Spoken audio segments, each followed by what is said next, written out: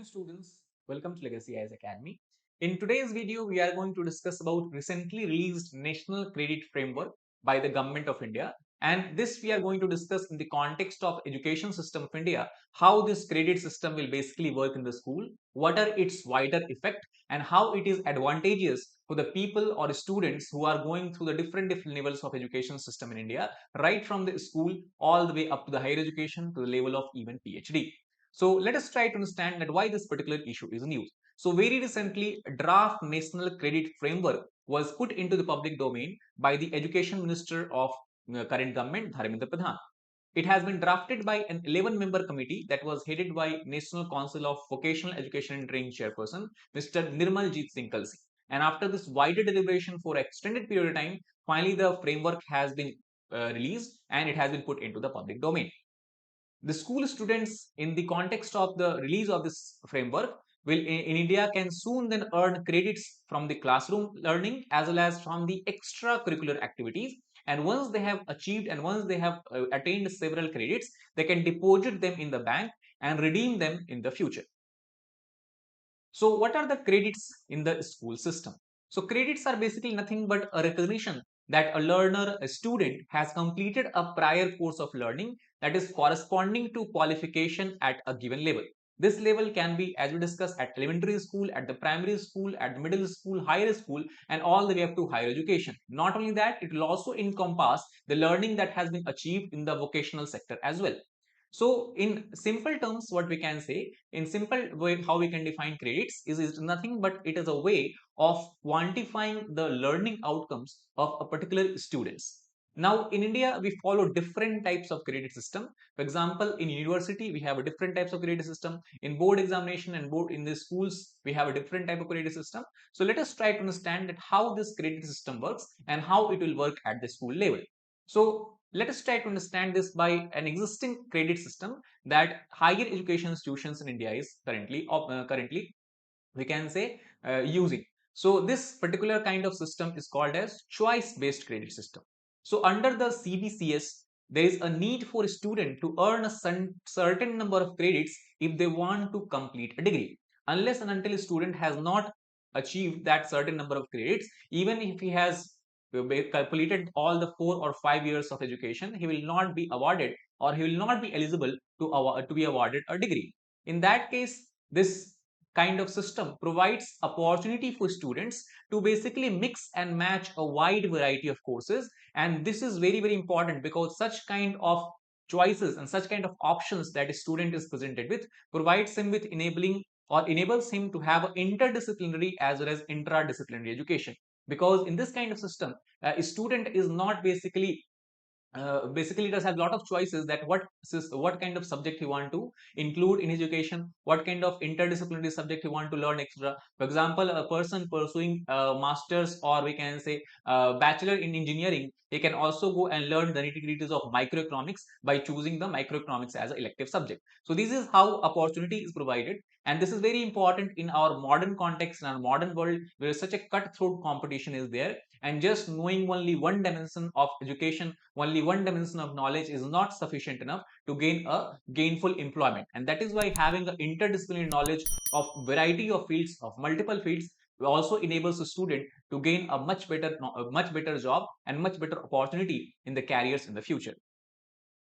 So once students are able to collect the number of credits during their education, they can then digitally deposit these credits in a bank that has been called as ABC Bank, that is Academic Bank of Credits. An Academic Bank of Credit basically functions similarly like a conventional bank, where you deposit money in conventional bank, and whenever you require it, you can then redeem the money, you can take the money out of the account. So similarly, once a student gain the credit, he can deposit it into the Academic Bank of Credits and redeem them whenever required in the future.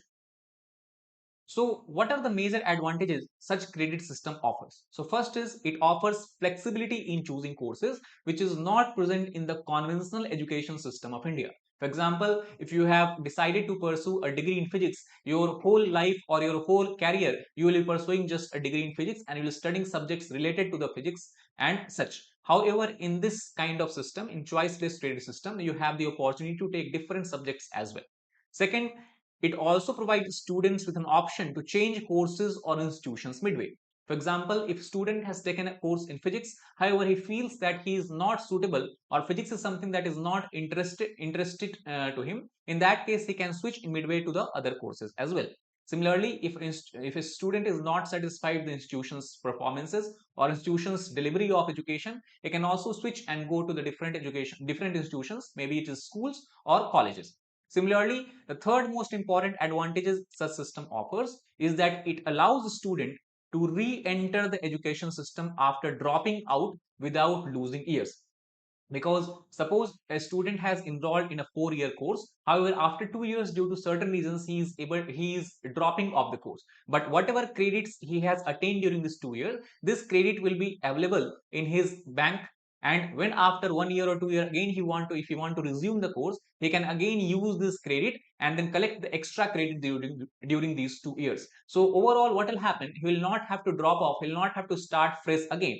He can complete the 4-year education in the time gap of 6 years, and at the end of 6 years, he will be having the similar credit as any other student that has completed the course in the 4 years. So that is the most important advantages, because as you know, in India, we have a lot of students who come from the poor financial background, and many times it is not possible for them to continue their studies for 4 or 5 years period, and that is why many times they have to drop. And since they drop, now they cannot re-enter the education system, and there is a lot of hassles in it. So such kind of hassles can basically be, we can say, removed by choosing the credit system of education.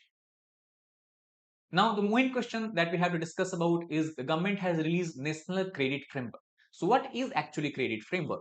So, as per the statement or definition given by the Ministry of Education or Ministry of Human Resources and Development, it says that credit frameworks are nothing but simply the guidelines that has to be followed by schools, colleges, as well as universities in adopting the kind of credit system for their students. And in this regard, the National Credit Framework has been issued, and the National Credit Framework has three major objectives or three major tasks. The first is that this framework aims to integrate all the frameworks that are being used in India by different educational institutions under one single umbrella. So it will provide a uniformity in the credit framework of Indian education system. Second, it also brings the entire school education system under the ambit of credits for the first time in the history of education in India. And the third most important point is that it not only covers the general education in the colleges, universities, and schools, but it also covers skill and vocational education, which were till now not under the purview or ambit of the skill frame. So these are the three major advantages or three major, we can say, benefits that National Credit Framework provides for the students and education system of India. Now, coming to what are the major highlights of the National Credit Framework. So, first of all, as per the statement released by the University Grants Commission and the rules and regulations issued by University Grant Commission in year 2021, it clearly says that for any student, the validity of credit will be extended for a time period of 7 years. Second, the main problem that the students in India faces today is to get equivalence certification for academic programs. So once this national credit framework system is implemented, the need for the gaining or we can say getting the equivalence certification for academic programs, at least those academic programs that is recognized by national credit framework, will also be eliminated. And since the need for equivalence certification is eliminated, the student will have much higher each, and it will also facilitate easily the transfer students between the schools and the board. Because right now, if student has transferred from one board to another board in the time span or in the duration of his education period, he'll have to get the equivalence certification, which is a very cumbersome task. So these are the major highlights of National Credit Framework. Now the main question that comes, that how credit points or total credit points of any student will be calculated under this framework. So there is a simple calculation.